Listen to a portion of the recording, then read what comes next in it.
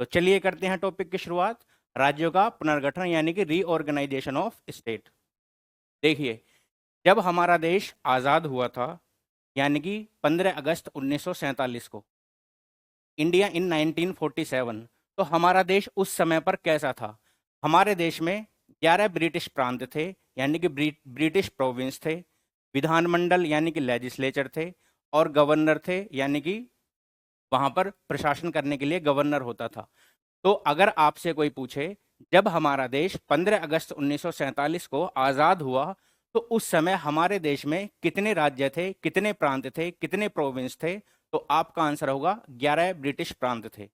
उन ब्रिटिश प्रांतों में व्यवस्था क्या थी? वहां एक लेजिस्लेचर यानी कि विधानमंडल होता था और वहां पर एक गवर्नर होता था, और विधानमंडल और गवर्नर दोनों मिलकर इन ब्रिटिश प्रांतों पर क्या करते थे? शासन करते थे। इससे अलग 4 ब्रिटिश हाई कमिश्नरीज होती थीं। कौन कौन सी? दिल्ली, कुर्ग, अजमेर, बलूचिस्तान। इन 4 ब्रिटिश हाई कमिश्नरीज में विधानमंडल यानी कि लेजिस्लेचर और गवर्नर नहीं होते थे। इनका प्रशासन सीधे तौर पर किसके? जो गवर्नर जनरल यानी कि वायसराय था उसके अंडर में होता था। ये हमारे आज के यूटीज के समान है। जैसे आज हमारे यूनियन टेरिटरी होते हैं जो हमारे केंद्र सरकार के सीधे नियंत्रण में होते हैं, राष्ट्रपति के माध्यम से एडमिनिस्ट्रेटर प्रशासक वहां पर प्रशासन करता है। सेम उसी तरह से हमारे पास इंडिया में 1947 में 4 क्या थे? ब्रिटिश हाई कमिश्नरीज थे, जैसे आजकल क्या होते हैं? यूटीज होते हैं। तो 11 तो ब्रिटिश प्रोविंस थे, 4 ब्रिटिश हाई कमिश्नरीज थी। इससे अलग हमारे पास प्रिंसली स्टेट भी थे, देसी रियासतें भी थीं, जहां पर क्या होता था? राजा होता था, राज प्रमुख होता था। वो कितनी थी? 552, 552। तो जब हमारे देश के संविधान को लिखा गया तो हमारे देश के संविधान में 11 ब्रिटिश प्रांत, 4 ब्रिटिश हाई कमिश्नरीज और 552 देसी रियासतों को मिलाया गया। हमारे पास उस समय जब देश आज़ाद हुआ था तो सबसे बड़ी चुनौती यही थी कि हमें देसी रियासतों को अपने ब्रिटिश प्रांतों के साथ किस प्रकार मिलाना है, क्योंकि अंग्रेजों ने एक शरारत की थी। क्या? कि हमारे जो देसी रियासतें थीं उनसे ये कह दिया, आप पाकिस्तान में भी जा सकते हो, आप हिंदुस्तान में भी जा सकते हो, और आप आज़ाद यानी कि स्वतंत्र भी रह सकते हो। तो इन्हें पूरी फ्रीडम दी गई कि आप फ्रीडम यानी कि आज़ाद भी रह सकते हो, पाकिस्तान के साथ भी और भारत के साथ भी जा सकते हो। तो भारत और पाकिस्तान दोनों ने इन्हें अपनी तरफ मिलाने की कोशिश की, और हमारे गृह मंत्री, होम मिनिस्टर थे उस समय सरदार पटेल। सरदार पटेल ने इन 552 देसी रियासतों को हमारे इन 11 ब्रिटिश प्रांतों में मिलाने में काफ़ी सक्रिय भूमिका निभाई, और इन 11 ब्रिटिश प्रांतों को और 552 देसी रियासतों को मिलाकर जब हमारा संविधान 26 जनवरी 1950 को लागू हुआ तो कितनी कैटेगरी में बांट दिया गया इनको? 4 कैटेगरी में बांट दिया गया। कैटेगरी ए जिसमें जिनकी संख्या 9 थी, कैटेगरी बी जिसमें स्टेटों की संख्या भी 9 थी, कैटेगरी सी जिसमें स्टेट यानी कि केंद्र शासित प्रदेश यूटीज की संख्या कितनी थी? 10 थी, और कैटेगरी डी जिसमें संख्या केवल 1 थी। वो कौन सा था? अंडमान और निकोबार। तो इन कैटेगरी में जो कैटेगरी ए है जिसमें राज्यों की संख्या कितनी है? 9 है, उनमें लेजिस्लेचर का प्रावधान किया गया और गवर्नर का प्रावधान किया गया। यहाँ लेजिस्लेचर था और गवर्नर था, जैसे 15 अगस्त 1947 को था। और ये लगभग वही स्टेट थे जो 15 अगस्त 1947 को विधानमंडल और गवर्नर वाले थे। उनकी संख्या उस समय पर कितनी थी? 11। लेकिन जब 26 जनवरी 1950 को संविधान लागू हुआ तो इनकी संख्या कितनी हो गई? 9। उसके बाद जो दूसरी कैटेगरी है, इस दूसरी कैटेगरी में जो विधानमंडल है वो लेजिस्लेचर तो है लेकिन यहाँ गवर्नर नहीं है। गवर्नर की जगह यहाँ पर क्या हो गया? राज प्रमुख हो गया। और राज प्रमुख किससे होता था? राजा के खानदान से होता था। तो ये जो कैटेगरी बनाई गई थी ये देसी रियासतों के लिए बनाई गई थी, जो हमारी 552 देसी रियासतें थीं। तो बड़ी बड़ी रियासतों को मिलाकर छोटी रियासतों को बड़ी रियासत में मिला दिया, और कई सारी बड़ी रियासतों को भी आपस में मिलाकर उन्हें कितनी कैटेगरी में बांट दिया? एक कैटेगरी में, और इसमें भाग कितने बना दिए? 9। यानी कि यहां पर 9 विधानमंडल और राज प्रमुख वाले स्टेट थे। ये किससे संबंधित थे? ये थे राज प्रमुख यानी कि हमारी रियासतों से संबंधित थे। उसके बाद तीसरी कैटेगरी जो थी ये छोटे छोटे जगह थी, छोटे छोटे छोटे प्रदेश थे जिन्हें यूटीज की कैटेगरी में बांटा। यूनियन टेरिटरी की तरह इन्हें हमारे संविधान में कैटेगरी सी में, और इनकी संख्या कितनी थी? 10 थी इनकी संख्या। उसके बाद जो कैटेगरी डी थी उसमें एक था केवल अंडमान और निकोबार द्वीप समूह।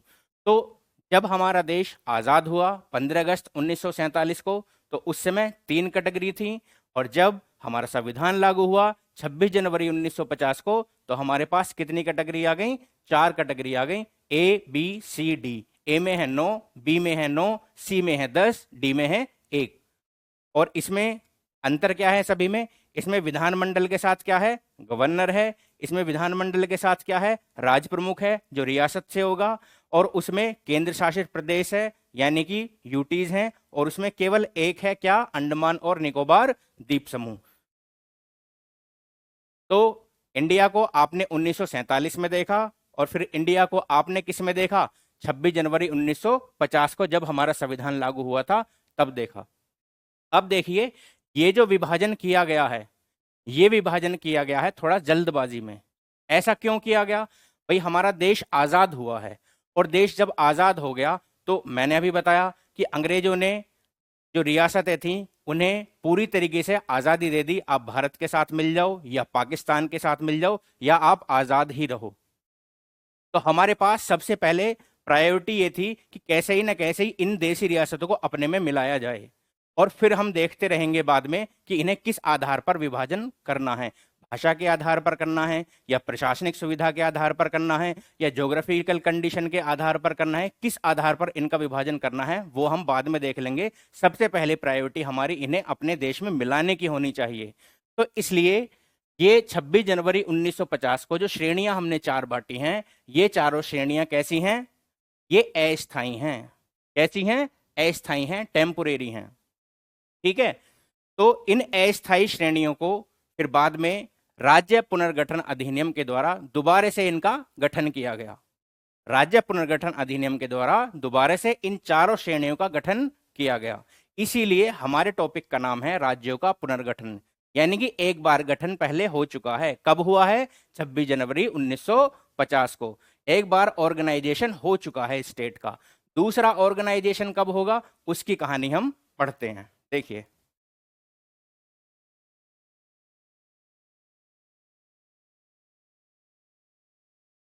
जो हमारे स्टेट का जो पुनर्गठन हुआ था उसके लिए काफी कमेटीज बनी थी, आयोग बने थे। तो सबसे पहला जो आयोग बना था वो बना था एस के धर आयोग। कौन सा बना था? एस के धर आयोग। कौन सा आयोग बना था? एस के धर आयोग। इस एस के धर आयोग का गठन, इस एस के धर आयोग का गठन यानी कि इसकी फॉर्म्ड कब हुआ था? जून 1948 में। कब हुआ था? जून 1948 में। और इसने अपनी रिपोर्ट कब दी? इसने अपनी रिपोर्ट दी दिसंबर 1948 को। लगभग 6 महीने में इसने अपनी क्या दे दी? रिपोर्ट दे दी। अपनी इस रिपोर्ट में इसने क्या कहा? इसने कहा कि हमारे जो राज्यों का पुनर्गठन है वो भाषाई आधार पर, भाषाई आधार यानी कि लिंग्विस्टिक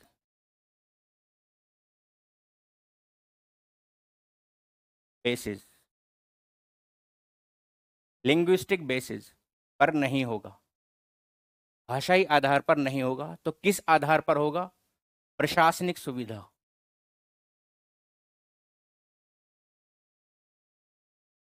प्रशासनिक सुविधा यानी कि एडमिनिस्ट्रेटिव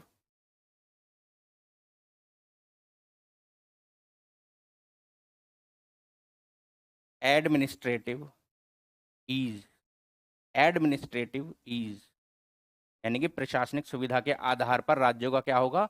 गठन होगा। यानी कि एस के धर आयोग ने जो जून 1948 को जिसका गठन हुआ था और उसने रिपोर्ट 6 महीने में अपनी दे दी सितंबर 1948 को, उसने क्या कहा? उसने कहा कि भाषाई आधार पर हमें राज्यों का गठन नहीं करना चाहिए। किसके आधार पर करना चाहिए? प्रशासनिक सुविधा, एडमिनिस्ट्रेटिव ईज के आधार पर करना चाहिए। अब इसने क्यों कहा कि भाषा के आधार पर गठन नहीं होना चाहिए? क्योंकि आप देखते होंगे कि महाराष्ट्र में लोगों को मराठी बोलने के लिए जबरन मजबूर किया जाता है, तो उससे क्षेत्रवाद, अलगाववाद को क्या मिलता है? बढ़ावा। और हमारी देश की जो यूनिटी है, इंटीग्रिटी है, यानी कि एकता और अखंडता है, उसको चोट पहुंचती है। तो अगर हमने सारे स्टेटों का भाषा के आधार पर गठन कर दिया तो हमारे देश में यूनिटी, इंटीग्रिटी की समस्या आ जाएगी। हमारे देश की सोवरेनिटी, संप्रभुता को क्या हो जाएगा? खतरा हो जाएगा। इसलिए हमने भाषा के आधार पर इनका गठन करना सही नहीं समझा और आयोग ने अपनी रिपोर्ट में कहा कि प्रशासनिक सुविधा यानी कि एडमिनिस्ट्रेटिव ईज के आधार पर गठन करना चाहिए। उसके बाद फिर दूसरी कमेटी बनती है जेवीपी। उसके बाद दूसरी कमेटी बनती है जेवीपी, जेवीपी कमेटी।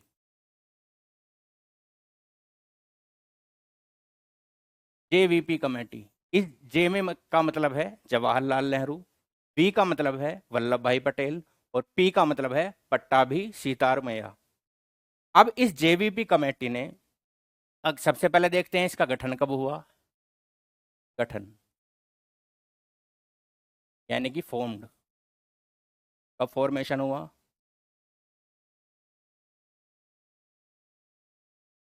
इसका गठन जो हुआ वो गठन हुआ दिसंबर 1948 को।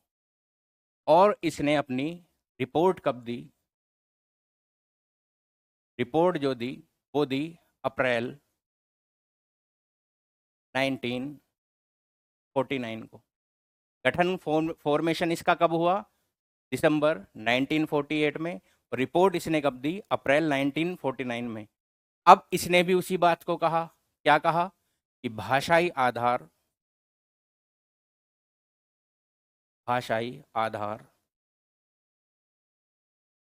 यानी कि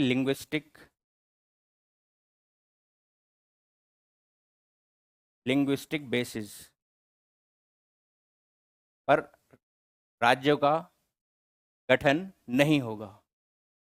लिंग्विस्टिक बेसिस को इसने मना कर दिया और वही बात दोहराई, प्रशासनिक सुविधा है, इन सभी चीज़ों को ध्यान में रखना चाहिए। अब जब जेवीपी कमेटी ने भी कह दिया भाषा के आधार पर गठन नहीं होगा, एसके धर आयोग ने भी कह दिया भाषा के आधार पर गठन नहीं होगा, तो हमारे देश में देखिए, जो साउथ है, जो हमारा दक्षिण भारत है, वो भाषा को लेकर, कल्चर को लेकर बहुत ज़्यादा सेंसिटिव है।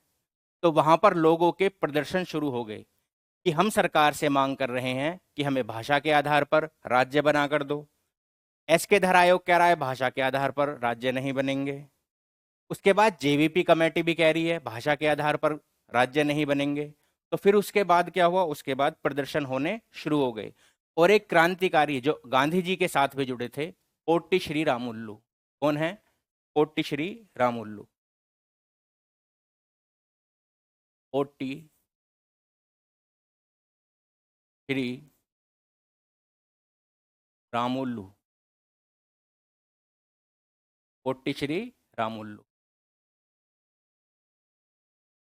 पोट्टी श्री रामुल्लू। पोट्टी श्री रामुल्लू जी ने 1952 में, कब? 1952 में आंदोलन शुरू कर दिया। आंदोलन यानी कि मूवमेंट, मूवमेंट शुरू कर दिया। मूवमेंट किसके लिए किया इन्होंने? इन्होंने मूवमेंट किया तेलुगु भाषी, तेलुगु भाषी जनसंख्या, तेलुगु भाषी जनसंख्या के लिए। क्या? तेलुगु स्पीकिंग पॉपुलेशन तेलुगु भाषी जनसंख्या यानी कि तेलुगु स्पीकिंग पॉपुलेशन के लिए इन्होंने अलग राज्य की डिमांड रख दी। अलग राज्य, अलग राज्य यानी कि सेपरेट स्टेट, सेपरेट स्टेट की डिमांड रख दी। इसकी क्या रख दी? डिमांड रख दी।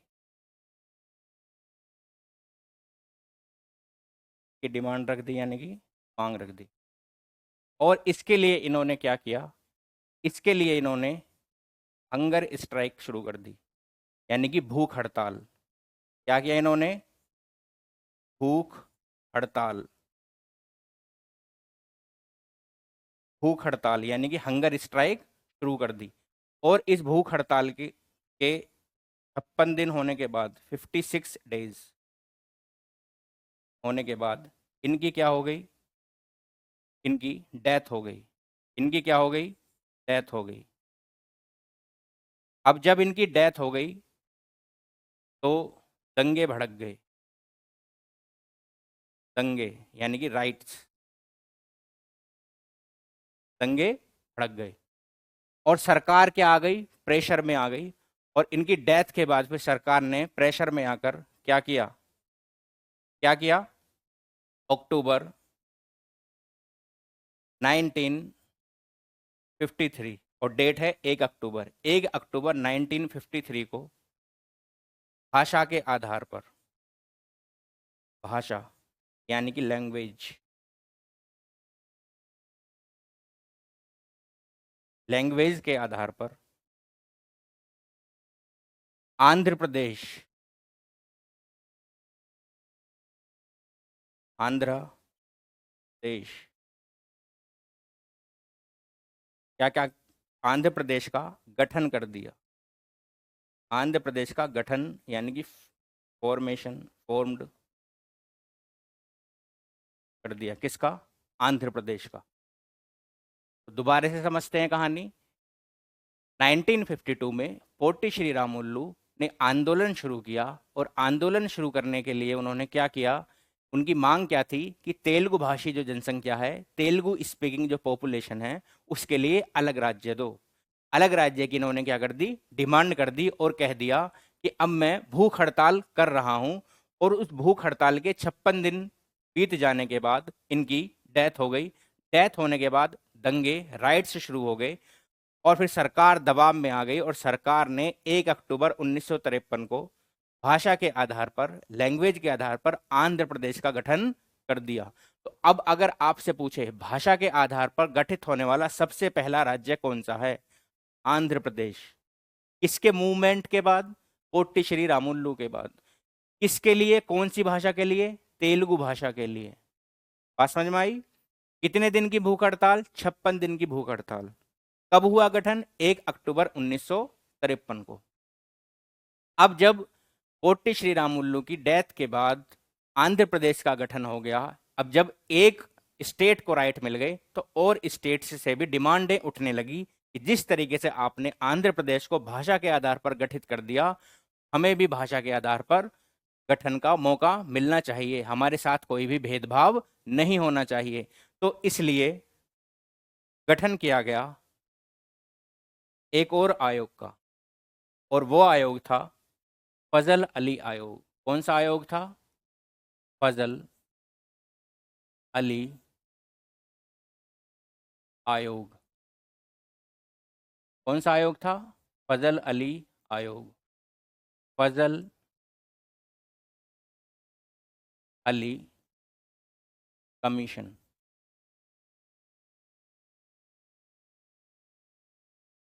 फजल अली कमीशन। अब ये आयोग जो है, इस आयोग के बारे में थोड़ा सा पढ़ते हैं। इसमें अच्छा, पहले इसके गठन के बारे में पढ़ते हैं। इसका गठन यानी कि फॉर्म्ड इस कब हुआ? ये हुआ था दिसंबर 1953 को। इसने रिपोर्ट कब दी? इसने रिपोर्ट कब दी? रिपोर्ट दी इसने सितंबर 1955 को, सितंबर 1955 को। फिर उसके बाद इस आयोग में सदस्य कितने थे ये भी देख लेते हैं। सदस्य कितने थे? सदस्य 3 सदस्य थे, कुल 3 सदस्य थे। ठीक है, कौन कौन से थे? के एम पणिक्कर, के एम पणिक्कर, ठीक है। हृदयनाथ कुंजरू, हृदयनाथ कुंजरू, और कौन थे? फजल अली, फजल अली। कितने सदस्य हो गए? 3 सदस्य है, के एम पणिक्कर, हृदयनाथ कुंजरू और फजल अली। अब इस आयोग ने जो 2 साल में लगभग अपनी रिपोर्ट बनाई, 1.5 से 2 साल में जो रिपोर्ट बनाई, इसमें क्या क्या सुझाव दिए? इसने कहा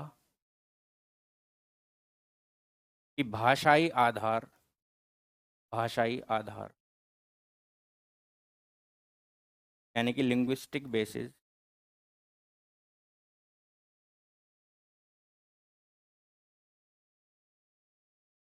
लिंग्विस्टिक बेसिस को हम अप्रूवल दे देते हैं। देना भी पड़ेगा क्योंकि जब आंध्र प्रदेश का गठन हो गया तो फिर और स्टेटों का भी भाषा के आधार पर गठन किया जा सकता है। लेकिन इन्होंने एक बात जोड़ दी, एक भाषा, एक भाषा, एक राज्य नहीं चलेगा। एक भाषा एक राज्य यानी कि वन लैंग्वेज,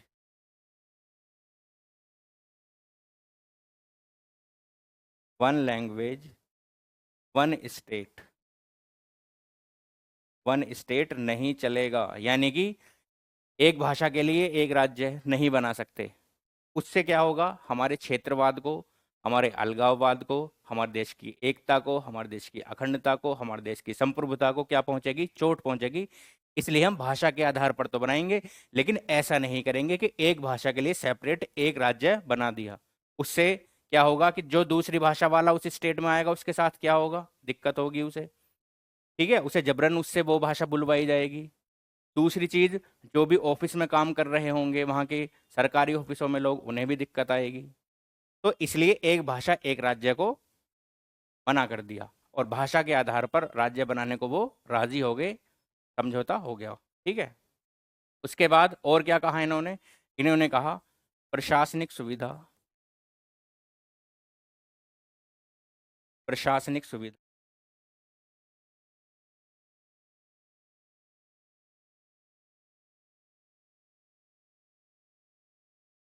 प्रशासनिक सुविधा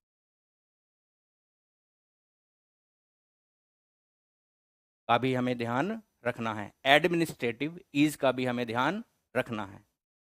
साथ ही हमारे देश की संप्रभुता, एकता, अखंडता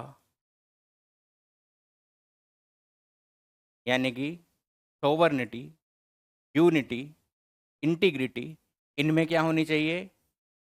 वृद्धि होनी चाहिए।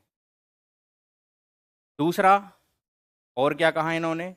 इन्होंने कहा कि हमें कुछ और चीज़ों पर भी विचार करना पड़ेगा जब हम स्टेट बनाएंगे। किन किन किन चीज़ों पर विचार करना पड़ेगा? वो 2 चीज़ें हैं। पहली है, हमें आर्थिक यानी कि इकोनॉमिक, हमें आर्थिक यानी कि इकोनॉमिक और वित्तीय यानी कि फाइनेंशियल पहलू यानी कि एस्पेक्ट पर विचार करना होगा। यानी कि उसकी इकोनॉमिक और फाइनेंशियल कंडीशन भी देखनी होगी। दूसरा, दूसरा हमें किस चीज़ पर विचार करना होगा? दूसरा हमें विचार करना होगा उसके सांस्कृतिक यानी कि कल्चरल, सांस्कृतिक परिदृश्य पर यानी कि कल्चरल लैंडस्केप पर। सांस्कृतिक परिदृश्य मतलब है कल्चरल लैंडस्केप, यानी कि हम उसकी कल्चर भी हमें देखनी होगी। तो ये जितने भी सुझाव थे ये किसने दिए? फजल अली आयोग ने। तो फजल अली आयोग का गठन क्या कब हुआ? दिसंबर 1953 को। रिपोर्ट उसने कब दी? सितंबर 1955 को। सदस्य उसमें कितने थे? 3 सदस्य थे, के एम पणिक्कर, हृदयनाथ कुंजरू और फजल अली। उन्होंने क्या कहा कि भाषा के आधार पर, यानी कि लिंग्विस्टिक बेसिस के आधार पर हम मान लेंगे कि भाषा के आधार पर राज्यों का गठन हो सकता है। तो अगर कभी भी आपसे एग्जाम में पूछे कि वो कौन सा आयोग था जिसने भाषा के आधार पर हमारे राज्यों के पुनर्गठन की बात स्वीकार ली, तो आंसर होगा फजल अली आयोग। लेकिन मना कर दिया कि एक भाषा एक राज्य के आधार पर हम राज्यों का पुनर्गठन नहीं करेंगे। उसके बाद उन्होंने कहा कि प्रशासनिक सुविधा का भी ध्यान रखना पड़ेगा, समरूपता, एकता, अखंडता, यानी कि सोवर्निटी, यूनिटी, इंटीग्रिटी में भी वृद्धि होनी चाहिए। और हमें कंसीडर करना पड़ेगा, विचार करना पड़ेगा किसके ऊपर? इकोनॉमिक और फाइनेंशियल एस्पेक्ट के ऊपर। और साथ ही विचार करना होगा कि हमारी कल्चरल लैंडस्केप, यानी कि सांस्कृतिक परिदृश्य का भी विचार करना पड़ेगा, उस स्टेट की कल्चर भी हमें देखनी पड़ेगी। तो ये सारी जो रिकमेंडेशन थी वो फजल अली आयोग ने दी। अब फजल अली आयोग ने जितनी भी ये सारी रिकमेंडेशन दी, तो सरकार ने उसके बाद एक संविधान संशोधन किया, और संविधान संशोधन करने के साथ साथ राज्य पुनर्गठन अधिनियम 1956 को भी पारित किया। तो फजल अली आयोग, यानी कि फजल अली कमीशन, फजल अली कमीशन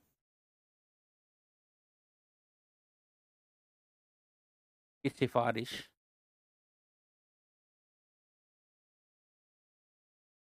के बाद सरकार ने क्या किया? राज्य पुनर्गठन अधिनियम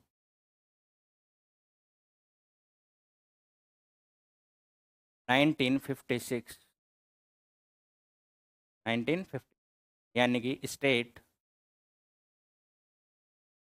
ऑर्गेनाइजेशन, स्टेट रीऑर्गेनाइजेशन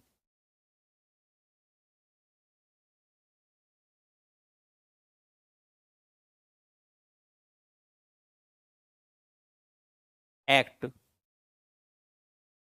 1956 पास किया, पारित किया, पास्ड किया, क्या किया? पास किया। इसके साथ ही एक चीज और करी, 7th संविधान संशोधन अधिनियम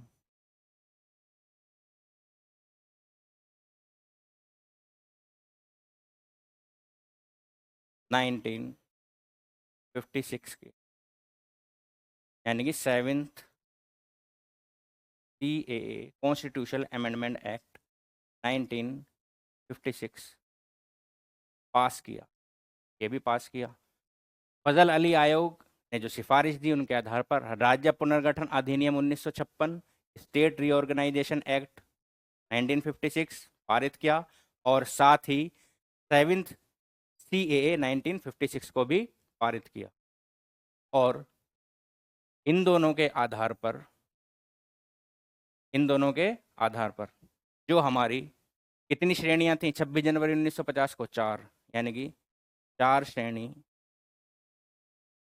जो थी उन्हें क्या कर दिया? खत्म कर दिया। और कितनी श्रेणियां लेकर आए? 2 श्रेणियां,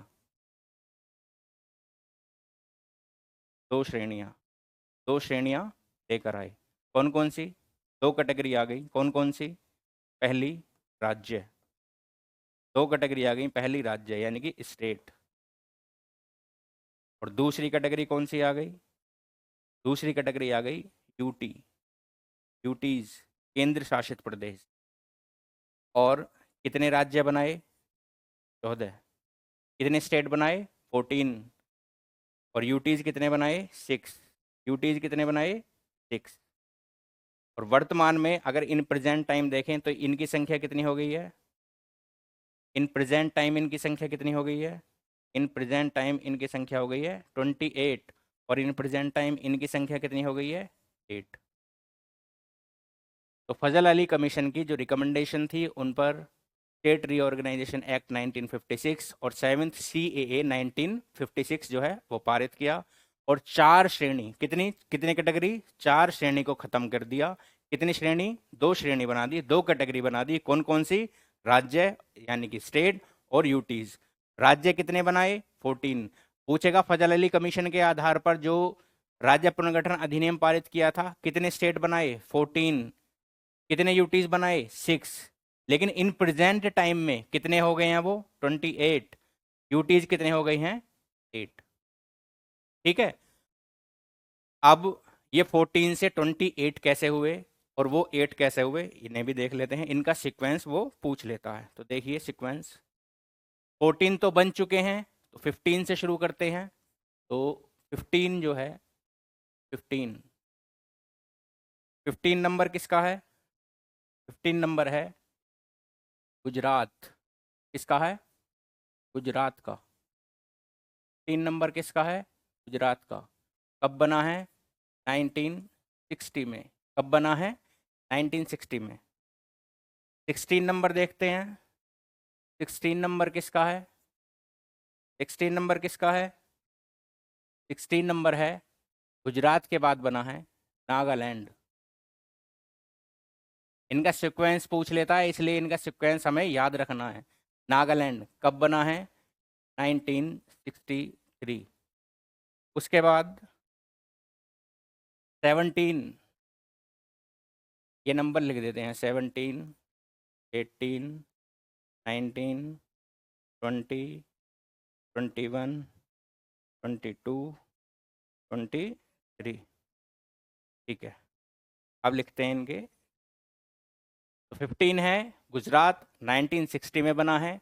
16 जो स्टेट बना है वो है नागालैंड, 63 में बना है। 17 कौन सा है? हरियाणा। कौन सा है? हरियाणा। कब बना है? 1966 में। 18 कौन सा है? 18 है हमारा हिमाचल प्रदेश। 18 कौन सा है? हिमाचल प्रदेश। हिमाचल प्रदेश कब बना है? हिमाचल प्रदेश बना है 1971 में। कब बना है? 1971। उसके बाद 19 कौन सा बना है? मेघालय। 19 बना है मणिपुर। मेघालय के बाद आएगा मणिपुर। मणिपुर कब बना है? तो मणिपुर बना है 1972 में। 20 कौन सा है? त्रिपुरा।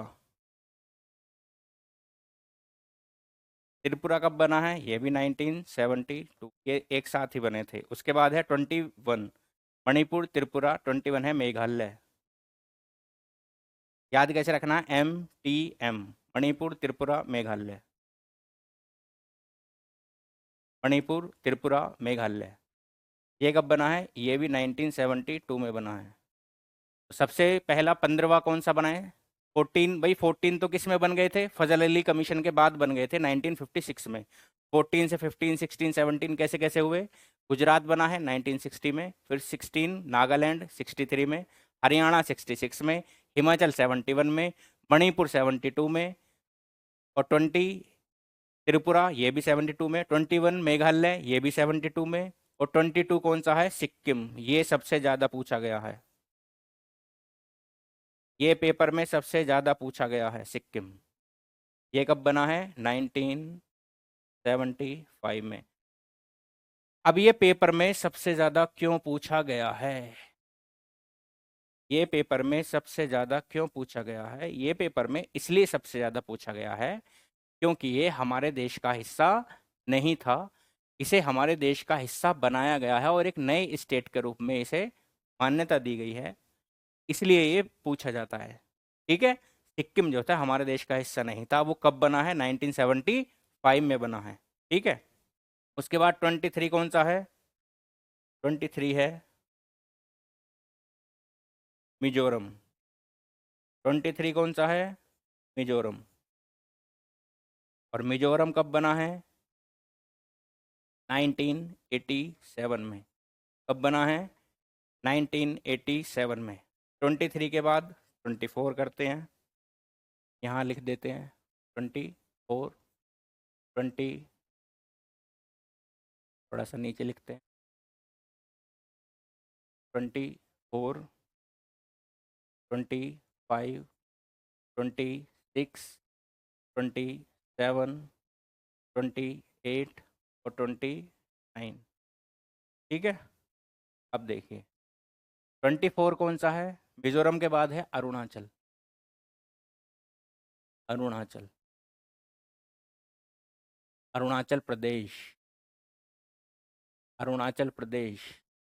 ये कब बना है अरुणाचल प्रदेश? अरुणाचल प्रदेश बना है 1987 को ही बना है। जब कौन सा बना है? मिजोरम। तो 25 पे कौन सा बना है? गोवा। ये भी काफ़ी बार पूछा गया है, गोवा। गोवा 1987 में ही बना। अब देखिए 72 में बने 3, MTM, मणिपुर, त्रिपुरा, मेघालय। फिर 87 में भी बने 3, मिजोरम, अरुणाचल, यानी कि MAG, MTM, MAG, ऐसे याद रखना, MTM, MAG। ये MAG कब बने हैं? 87 में। और MTM कब बने हैं? 72 में। उसके बाद 26वां है छत्तीसगढ़। 6 से 26, 6 से 36, तो छत्तीसगढ़ ऐसे याद रखना है, छत्तीसगढ़, ठीक है। ये कब बना है? 2000 में। कब बना है? 2000 में। उसके बाद है उत्तराखंड। उत्तराखंड, उत्तराखंड कब बना है? ये भी 2000 में। फिर उसके बाद बना है 28वां झारखंड। ये भी कब बना है? 2000 में। अब देखो 72 में भी 3 बने MTM, 87 में भी 3 बने, कौन कौन से? MAG, मिजोरम, अरुणाचल, गोवा। और सन 2000 में भी 3 बने, CUJ, CUJ, Chhattisgarh, Uttarakhand, Jharkhand, CUJ। ये आप ट्रिक बना सकते हैं। फिर 29 बना है तेलंगाना। तेलंगाना, तेलंगाना कब बना है? ये बना है 2014 में। कब बना है? 2014 में। अब ये 29 कैसे हो गए? मैंने तो बताए थे 28। तो ये 29 से 28 इसलिए हुए हैं क्योंकि अब Jammu and Kashmir, Jammu and Kashmir state नहीं है, तो वो कम नहीं होगा।